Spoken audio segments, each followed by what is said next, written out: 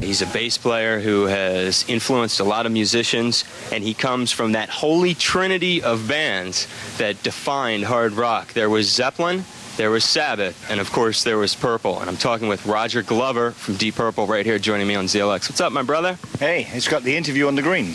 The interview in the green, yeah, we're backstage. Let me set the scene. We're backstage right outside the catering area. We're sitting on the grass. It's a perfect day here at the Tweeter Center.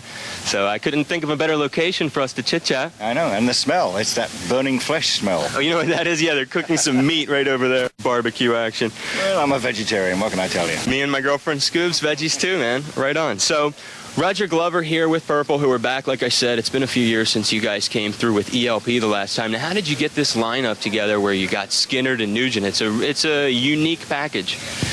I don't really know the answer to that. It's agents' business. Sure, business. But we have been very frustrated for a long time that we haven't been able to play the States. Our profile in the States is, I think, suffered partly from our own things. I mean, we had a sort of 10-year decline up until Steve joined the band. Steve Morse has now been in the band for 7 years, and it's the longest period in our history that we've had continuity with one guitar lineup. And in fact, it's worked really well. We've really gone through a kind of renaissance as a band, and the rest of the world has been the beneficiary of that. The States was always difficult. We could never get the right tour. And what happened was some business things changed hands. We changed agents, and all of a sudden, we became a viable option. And so was it presented to you like, hey, there'd be this great lineup. What do you guys think going out with Nugent and Skynyrd? Is that sort of how, I mean, were you at least consulted? Well, kind of, you know. I'm a musician. I like to musish. That's what musicians do, they musish. And you just think the agents know best about putting the packages together? Our manager is actually in charge of that. So as far as he's concerned, yes, he does consult. He tells us what's going on. And the whole idea about whether it's second on the bill or whether it's a double bill, we actually don't care. You know, we don't mind Lynyrd Skynyrd following us. Sure. That's fine by us. They're a good band, and they're obviously a big band, and they have a big draw. As long as we're getting out to see big audiences, that's all we care about. And in fact, we're going to come back later this year and do some more touring around the States. Oh, great. We're really going to concentrate in the States now. Anything in the Northeast that we can expect in the second leg?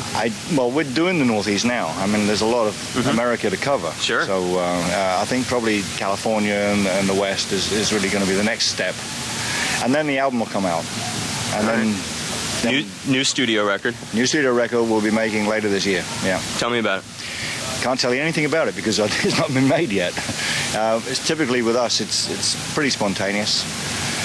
We go in the studio and whatever happens, happens. So you're in the incubating stage right now in terms of ideas? Yeah, we've had a couple of small writing sessions and we've got about a half dozen ideas on the go. But we're not even concentrating on that. We've put back the album because we've been touring a lot. Sure. And the reason we've been touring a lot is because we did the gig with the orchestra. Right. And we took that on the road last year. That was actually the thing that changed our thinking. Now, that was the gig, correct me if I'm wrong, that you brought Ronnie James Dio out on the road as well. And he was like both opening up the shows and then participating in the Purple set? Well, he wasn't opening the shows. We did a couple of his songs. Okay. Off Magica. So it's Ronnie singing and Purple playing. And he also did, the whole idea really came from the fact that we had this special concert to do at the Albert Hall in London a couple of years ago. Yep. And it was the concerto. The concerto, the manuscript was lost for 30 years. The concerto was a piece of music that John Lord wrote for Deep Purple back in 1969. Okay. We did it then. And it's the first time that you had done that. It's not a rock band with an orchestra behind them. It's an orchestra with a rock band behind them. So it's not Metallica. It's a role reversal in a way. It's a real serious piece of classical music. Oh, I don't know how serious, but it's a piece of classical music in which the band takes a smaller part than the orchestra, which is unlike the normal kind of thing, which is the band plays its own songs and the orchestra just sort of soars away in the background. Right, and sometimes gets kind of lost in the mix. Yeah, I mean, it's an event.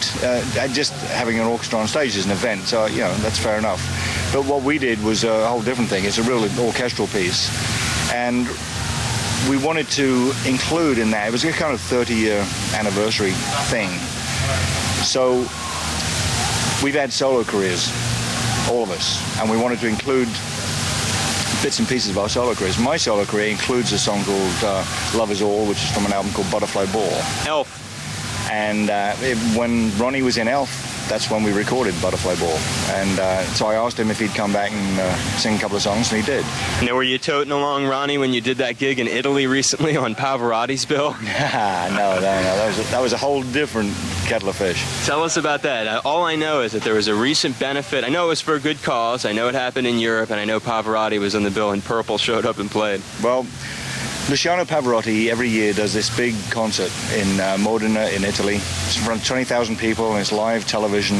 It's broadcast all around the world on various satellites and stuff. And he invites who he wants to. And we were invited. I mean, I guess because we'd done some gigs with orchestras that he thought that we were a good guest to have.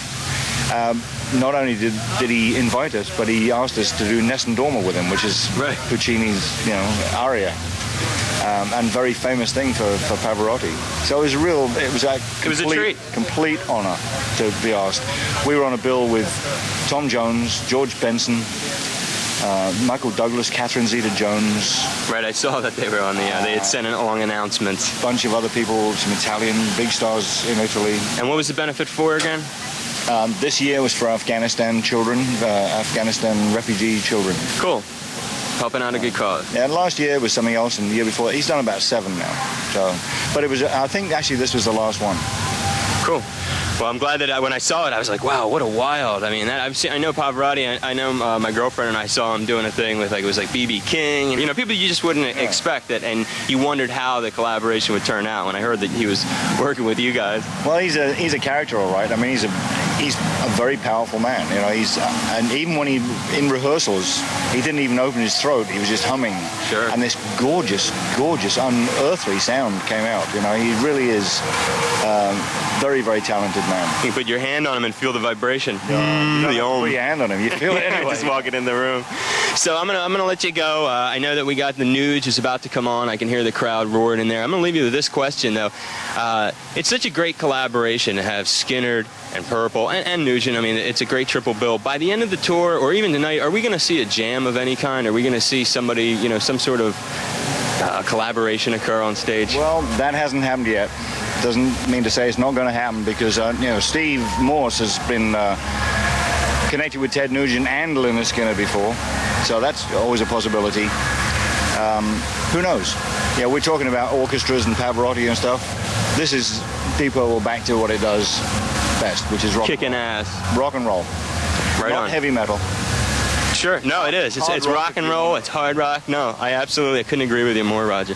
Thank you so much for talking to us here on 100.7. Cheers, Dave. My absolute pleasure. No, I appreciate it. It's a burning flesh is getting it. I know. The hot dogs and hamburgers are driving me nuts, too. So still to come tonight down here at the Tweeter Center. Of course, Deep Purple making it onto stage about 7:30. And then we can expect the Skynyrd guys to hit the stage around 9:20. And join us if you can. Tickets on sale at the gate. It's 100.7 WZLX Boston's Classic Rock. And here's some Purple. Hi, this is Roger Glover, and you're listening to Dave Lawrence on 100.7 WZLX Boston's Classic Rock. And don't forget, it's Deep Purple time.